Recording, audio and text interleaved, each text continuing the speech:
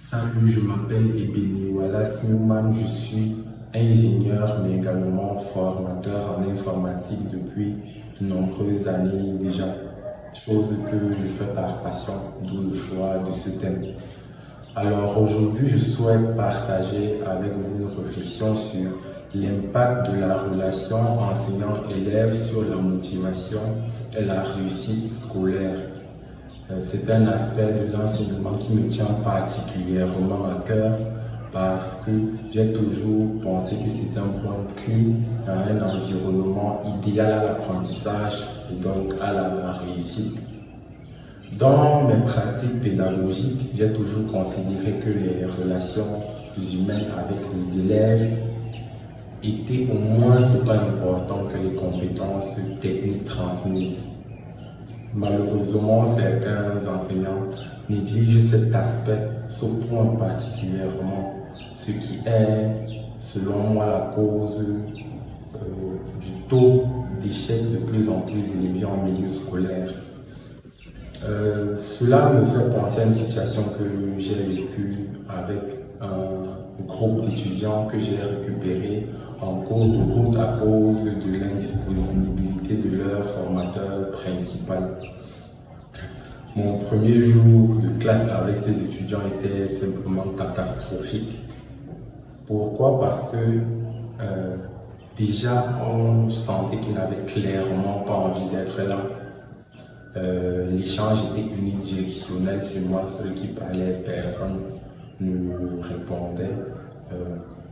Et troisièmement, ils n'arrivaient même pas à répondre à une simple question sur des notions qu'ils avaient probablement déjà vues autant que moi.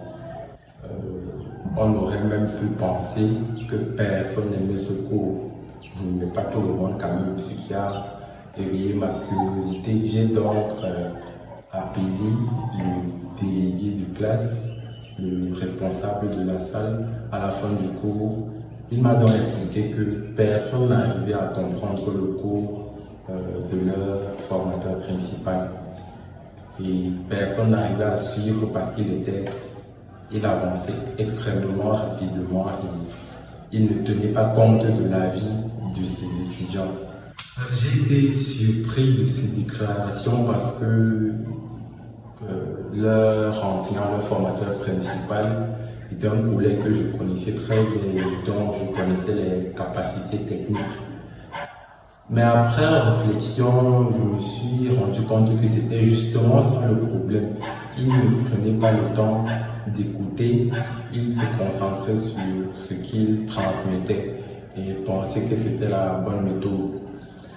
Il a donc fallu plus tard, lors des séances qui ont suivi, que je redresse la barre et pour réveiller la motivation à ses élèves, j'ai décidé de leur raconter mon expérience personnelle et de faire une démonstration en direct, ce qui les a complètement bluffés dans le bon sens du terme, évidemment. Et ce qui les a encore plus motivés, c'est que je les ai fait comprendre qu'à la fin du cours, chacun d'entre eux serait capable de reproduire cette démonstration. Par la suite, j'ai dû mettre en place un système de suivi personnalisé pour chaque étudiant et m'assurer que tout le monde était à la page avant d'avancer.